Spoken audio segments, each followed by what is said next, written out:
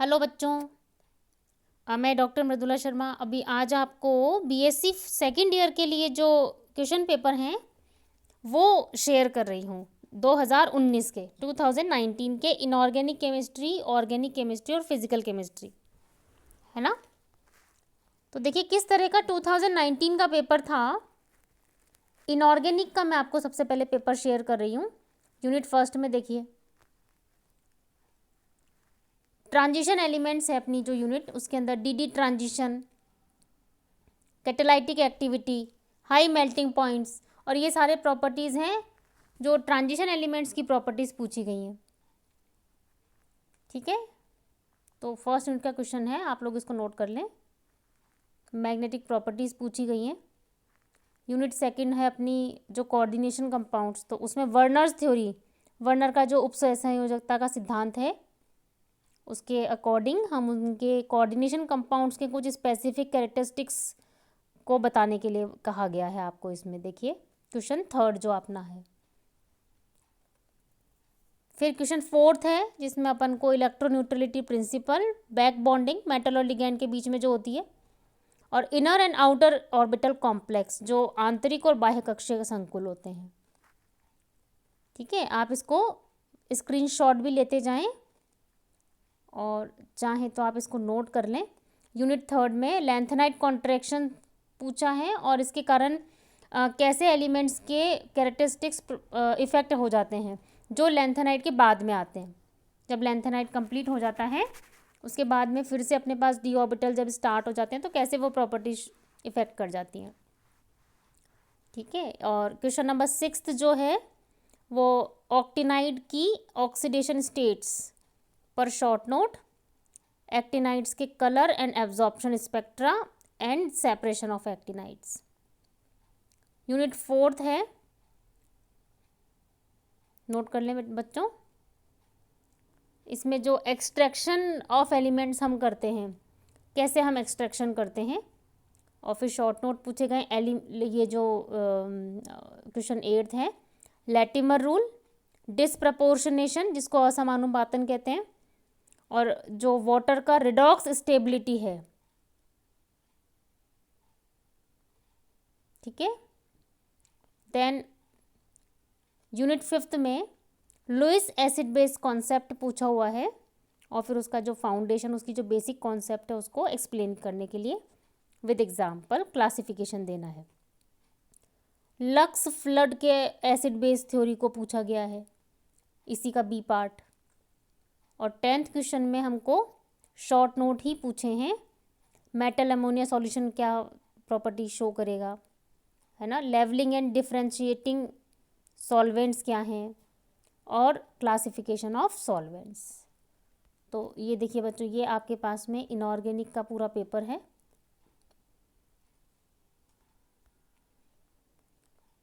Paper को करने से पहले एक बार आप कंप्लीट ध्यान से रीड आउट करेंगे तो आपको इजी होगा अटेम्प्ट करना। फिर अपना है ऑर्गेनिक केमिस्ट्री 2019 में जो आया था।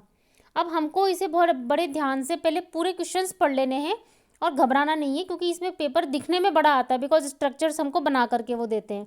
तो यहाँ हमें घबराना नहीं है बच्चों, क्योंकि सेकेंड ईयर लेंदी है, बट ध्यान से पढ़ लेंगे तो थोड़ा आपको ईजी भी पड़ेगा। देखिए यूनिट फर्स्ट में हमको स्पेक्ट्रोस्कोपी में वो जो लैम्डा मैक्स निकालने के लिए वुडवर्ड फिजर रूल दिया गया है, तो आपको कुछ स्ट्रक्चर्स दे दी गई हैं और ये आपने अगर रूल्स इसके इजीली पढ़े हैं तो आपको आप ये निकालना बहुत इजी पड़ जाता है। वुडवर्ड फाइजर रूल के अकॉर्डिंग आपको ये स्ट्रक्चर्स के लैम्डा मैक्स, अधिकतम तरंग दैर्घ्य कहाँ पे हो सकती है, हम निकाल पाएंगे, वो हमको निकाल के बताने हैं। फिर इसमें शॉर्ट नोट पूछा गया है नेक्स्ट, जिसमें कि electronic transition in molecules, Woodward फिजर rule, है ना, बैथोक्रोमिक शिफ्ट जिसको वर्णोत्कर्षी विस्थापन हम कहते हैं, और बियर लैम्बर्ट लॉ। आपको एनी वन करना होता है हर एक यूनिट से, total 5 you have to attempt.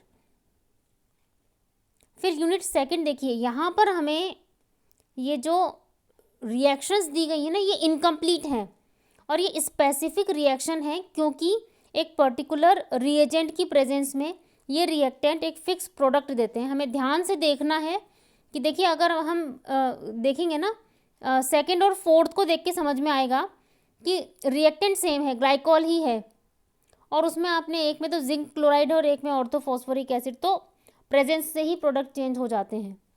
देखो सिक्स्थ में भी ग्लाइकॉल ही है, उसमें कंसनट्रेटेड H2SO4 की प्रेजेंस में है। तो केवल you have to complete these reactions, और हर एक रिएक्शन एक नंबर की होती है, आप इसको ध्यान से नोट कर लीजिए, क्योंकि इसके जैसे ही जो क्वेश्चंस हैं वो हमारे फर्दर पूछे जाते हैं। और क्वेश्चन फोर्थ भी बिल्कुल वैसा ही है, जिसमें हमको रिएक्टेंट और प्रेजेंस दे दी गई है जो एक स्पेसिफिक रिएजेंट की प्रेजेंस में प्रोडक्ट देंगे। तो ये आपको एनीवन इनमें से करना है। हालांकि कोविड में अभी इस तरह का आ गया था कि आप एनी 3 क्वेश्चन अटैम्प्ट कर सकते हैं, बट अगर ऐसा इस बार नहीं होता है तो आपको हर यूनिट से पूछे गए 2 क्वेश्चन में से एक ही करना होता है, टोटल 5 करने होते हैं। तो आप इन दोनों में से जो अच्छे से कर सकते हैं आप उसको अटैम्प्ट करिए। यूनिट 3 देखिए आप, इसमें भी हमारी इनकम्प्लीट रिएक्शंस हैं सेम, और आपको प्रोडक्ट बताना है। फिर क्वेश्चन 6 देखो आप, इसमें मैकेनिज्म्स बतानी है रिएक्शंस की, है ना। कैनिजारो रिएक्शन, हेलोफॉर्म की रिएक्शन, एल्डोल कंडेंसेशन और पिनेकॉल रिडक्शन। यूनिट 4 में फिर से शॉर्ट नोट है, क्योंकि नेम रिएक्शंस बहुत हैं अपने इसमें और वो फिक्स होती हैं। देखिए Hell Volhard Zelinsky reaction, Rosenmund reaction, Stephens reaction और बेयर विलीगर ऑक्सीडेशन। नोट करते जाइए बच्चों। फिर एर्गोल द्वारा हम टार्टरिक एसिड को कैसे प्रिपेयर करते हैं, और फिर टार्टरिक एसिड से हम कैसे इनकी रिएक्शन करवाएं, जो इन दी फॉलोइंग दिया गया है। इन चारों के साथ सिल्वर ऑक्साइड हो गया, HI hydrogen iodide, concentrated H2SO4 और H2O2, इनके साथ टार्टरिक एसिड की रिएक्शंस, क्या रिएक्शंस होती हैं वो पूछी गई हैं। फिर देखो आप क्वेश्चन 9 में, यूनिट 5 है, जिसमें कि नाइट्रोबेंजीन को अगर हम एक पर्टिकुलर मीडियम में पास करें, उसमें डालें, तो हमको क्या कंपाउंड मिलेगा। तो अलग अलग मीडियम दिए गए, एसिडिक मीडियम, बेसिक मीडियम, है ना, न्यूट्रल एंड इलेक्ट्रोलाइटिक जो मीडियम है। ठीक है, क्वेश्चन 10 है इसका लास्ट, हमको मैकेनिज्म लिखनी है डाई एजोटाइजेशन की और हाफमैन हाइपोब्रोमाइड रिएक्शन की, और इसी का बी में हमें रीजनिंग पूछी गई है कि एक्सप्लेन वाई, ऐसा क्यों होता है कि ऑर्थोनाइट्रोफिनॉल की एसिडिटी पैरानाइट्रोफिनॉल से कम होती है, और दूसरा है बेंजामाइड की बेसिसिटी एनिलीन से कम क्यों होती है। ठीक है, तो बच्चों इनमें आपको जो अच्छे से आता हो, पहले शांति से क्वेश्चन पढ़ना और उसके बाद आप उसको अटेम्प्ट करिएगा। ठीक है, आपको मैं ये शेयर कर रही हूँ, आप देखिए, इसकी आप स्क्रीनशॉट ले लीजिए। 3 क्वेश्चन यहाँ तक हो गए आपके। ठीक है, आप डाउनलोड कर लेंगे तो भी आपके पास ही क्वेश्चंस पूरे आ जाएंगे। अब अपन आते हैं पेपर 3 है फिजिकल केमिस्ट्री, भौतिक रसायन का। तो देखिए यूनिट 1 थर्मोडायनेमिक्स है। अब उसमें आपको मैं बताती भी हूँ जिस तरीके से कि डायरेक्ट क्वेश्चन भी पूछ लिए जाते हैं और इनडायरेक्ट भी पूछ लिए जाते हैं। तो आप देखो इसमें पहला क्या पूछा है कि show thermodynamically that internal energy of an ideal gas at constant temperature is independent of volume. तो दिस इज जूल्स लॉ, है ना। Delta E upon delta V is equals to 0 at constant temperature. तो यही पूछा गया है, this is Joule's law, यही हमें निकाल के बताना है। ठीक है, सेकंड पूछा है इसके अंदर कि किसी आइडियल गैस के लिए जूल थॉम्सन कोफिशिएंट 0 होता है, और ये हमने कैलकुलेट भी किया है बच्चों, तो आपको ये करना है। फिर इसी का सी पार्ट पूछा है कि जो मैक्सिमम एंड रिवर्सिबल वर्क होता है वो हमें पता है 2.303 nRT log of V2 upon V1, इसे हमें निकाल के दिखाना है।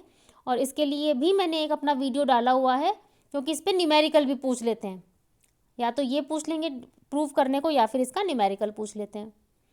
तो आपको क्वेश्चन अगर पढ़ते जा रहे हैं तो जो पूछा गया है उसके सिंबल्स आप बनाते जाएं, तो आप कनेक्ट कर पाएंगे कि ये क्या पूछ रहे हैं। क्वेश्चन सेकंड देखिए बच्चों, इसमें इन्वर्जन टेम्परेचर, व्युत्क्रम ताप को डिफाइन करना है, और फिर हम रियल गैस के लिए इन्वर्जन टेम्परेचर कैसे कैलकुलेट करते हैं।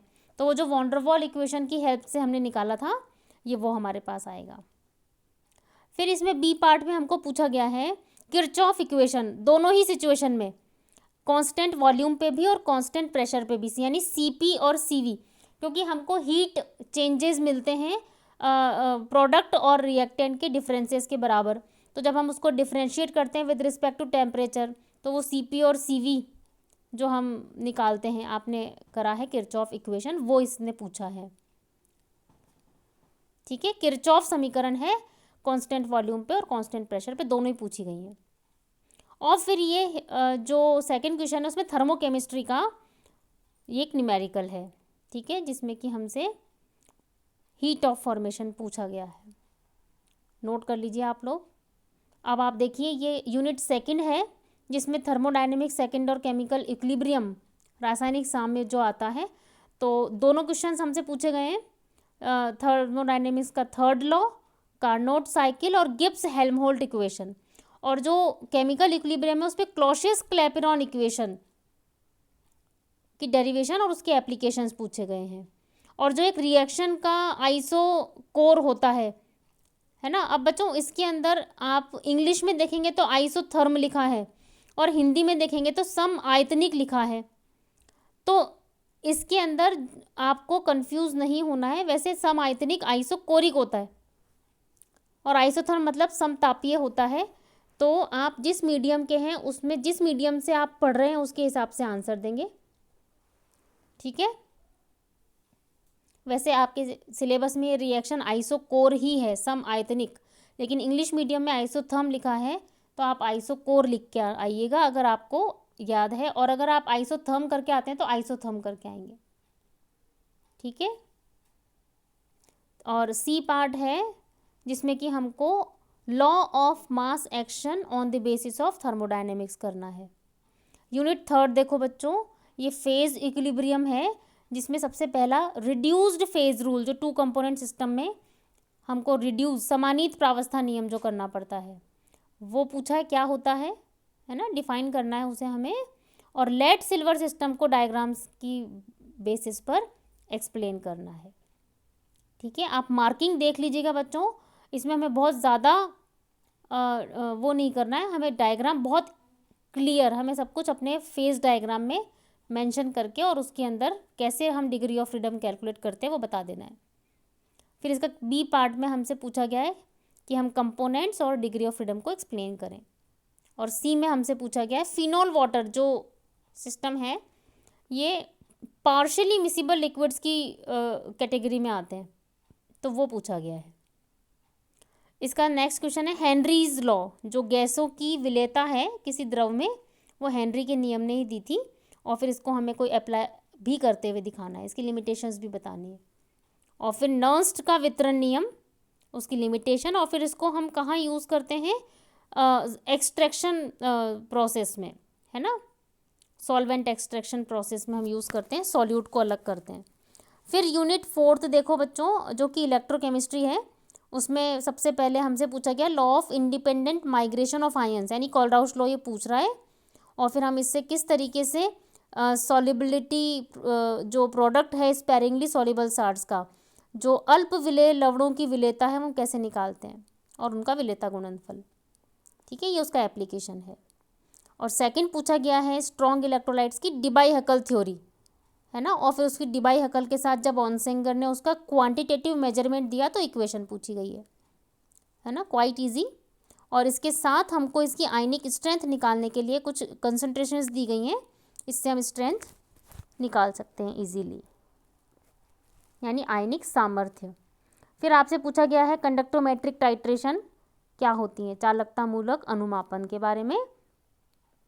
और जो मूविंग बाउंड्री मेथड है ना, चल सीमा विधि, जो हम ट्रांसपोर्ट नंबर कैलकुलेट करते हैं जिनसे, वो पूछा है। और इसी के साथ सी पार्ट भी है, इसमें हमको, क्योंकि एक एक्सेप्शनल ये केस है कि अगर हम कैडमियम आयोडाइड में कैडमियम +2 का ट्रांसपोर्ट नंबर निकालते हैं तो कंसंट्रेशन इंक्रीज करने पर वो नेगेटिव क्यों हो जाता है। तो बच्चों इसके लिए मैंने एक वीडियो और बनाया हुआ है जिसमें मूविंग बाउंड्री मेथड और ये रीजनिंग क्यों हो जाता है वो बताई हुई है, डिस्क्रिप्शन में मैं आपको शेयर कर दूंगी, तो आप उसको साथ में चेक कर सकते हैं, ठीक है। और फिर इसके साथ में हमको स्पेसिफिक कंडक्टिविटी के लिए न्यूमेरिकल नीचे पूछा गया है। यूनिट 5 भी हमारी इलेक्ट्रो है, बट वो इलेक्ट्रोड्स के लिए है, इलेक्ट्रोकेमिस्ट्री की। तो क्वेश्चन 9 देखो पूछा गया है, जिसमें रेफरेंस इलेक्ट्रोड, संदर्भ इलेक्ट्रोड क्या होते हैं, और उसमें आपको क्विन हाइड्रोन इलेक्ट्रोड और उसकी किसी भी विलयन की पीएच नापने के लिए हम कैसे यूज़ करते हैं उसको, है ना। Describe quinhydrone electrode and its use in measurement of pH of solution. मैं आपको ये क्वेश्चन पेपर पढ़ के इसीलिए बता रही हूँ क्योंकि साथ में मैं इसका आंसर और उसका हिंट दे रही हूँ, है ना, तो आप वो ध्यान से सुनिए। और क्वेश्चन बी है, हमारे को पता है कि हम स्टैंडर्ड सेल पोटेंशियल क्या होता है, तो वो पूछा गया है, मानक सेल विभव क्या होता है, और हम इसकी सहायता से किसी भी रिएक्शन के लिए अगर निकालना पड़े इक्विलिब्रियम कांस्टेंट यानी साम्यावस्था स्थिरांक, तो वो हम कैसे निकालेंगे। और लास्ट क्वेश्चन पूछा है ये जो अपनी लास्ट क्वेश्चन है, ओवर वोल्टेज अति विभव हम जिसको कहते हैं, ओवर पोटेंशियल भी हम इसको कहते हैं, वो क्या होता है ना। इसका बी पार्ट है, कंसंट्रेशन सेल्स को हमें डिफाइन करना है, सांद्रता सेल्स को, और उसके लिए जो ट्रांसपोर्ट हम करते हैं without transference, concentration without transference जो होता है, अभिगमन रहित सांद्रता सेलों का विद्युत वाहक बल, उसके लिए जो हमें निकालना है वो व्यंजक पूछा है। और फिर साथ में यही सेल पोटेंशियल निकालने के लिए एक न्यूमेरिकल हमको दिया गया है, एक सेल रिप्रेजेंटेशन है ये, ठीक है। नोट कर लिया बच्चों। तो मैं आपको एक बार ये 1 से इसका फिर से देखो, ये फर्स्ट सेकंड क्वेश्चन आ रहा है, स्क्रीनशॉट ले लें आप।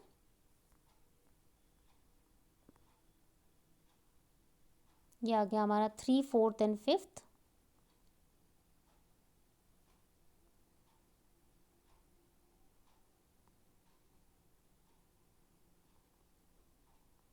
तो ये टोटल हमारे पास इसके क्वेश्चंस हैं।